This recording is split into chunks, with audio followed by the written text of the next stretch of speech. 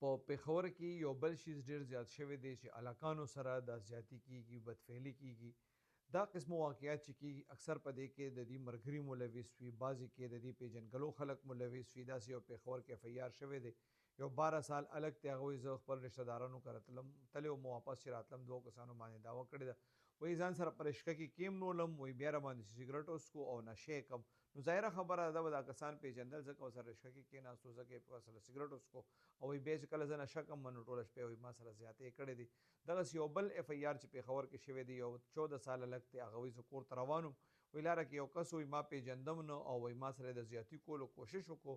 وایي ما مطلب هغه سړي سره بیا نیغ شوم، ومې رټه. بس دې دوران کې وایي راباندې هغه سړي ډز وکړ، دی زخمي کړی هم دی، دا کس تښتېدلی دی. موږ اکثر خلکو ته ویو چې لکه خپلو کشرانو ډېره زیاته حفاظت وکړئ، هغوی پویوئ چې کوم خلکه د دوستانې قابل دي یا څوک د پېژنګلو قابل دي یا چا سره په ګاډي کې یا په رکشه کې کېناستل دي، چا سره نه دي کېناستل. ځکه چې په پېښور کې د هلکانو سره دا زیاتي کولو دا واقعات چې کوم دي دې کې هم ډېره تیزۍ سره اضافه کېږي.